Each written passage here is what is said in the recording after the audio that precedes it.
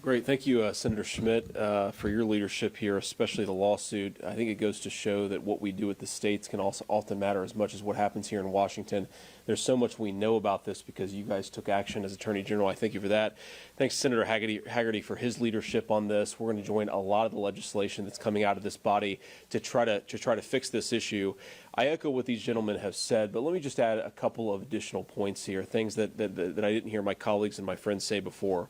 First of all, let's appreciate the human cost of big tech censorship. We now know that millions of American school children were locked out of their schools in a way that harmed their socialization, that increased depression among our young people, and we weren't having the proper debate about what we were doing to our kids because big tech was colluding with the federal government and making it impossible to have that debate. That had human costs. It harmed our children. I know people in Ohio, I know people in my own social circle whose children saw increases in depression because they couldn't go to school and learn. They couldn't go to school and see their friends. And why weren't they allowed to do it? Because we weren't having the debate that we should have been having in this country because big tech was preventing that from happening. The second point that I want to make is we have to remember what's at stake here. And you hear a lot in this town. You hear a lot criticisms and concerns about capital O, capital D, our democracy. People in this town are obsessed with the idea that our democracy is under threat because people might vote for a president in 2024 that others don't like. Well, let me ask you a question. What's a bigger threat to our democracy? Is it the people of Ohio or Missouri or Tennessee voting for a president that members of the mainstream media don't like?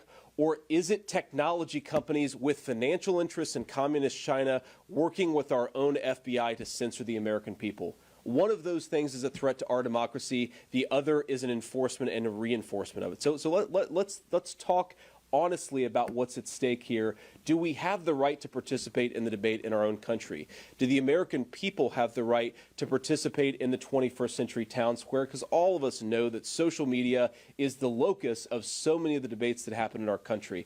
That's what's really at stake here, whether we have a real constitutional republic or whether we have a speech and debate system that's controlled by some of the most pernicious actors in our society. I think the answer is very obvious here. And the final point that I'd make before turning it over to questions is, look, I understand we live in a partisan town and we live in a partisan era.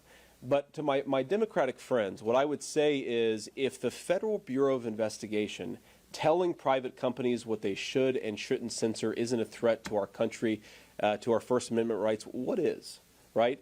I really believe, as partisan as things are, that if the shoe was on the other foot, that if the FBI was telling Facebook and Google and other entities to censor democratic viewpoints, we would be up here saying this is a travesty and it's a threat to the First Amendment. Why aren't they doing the same thing? Thank you.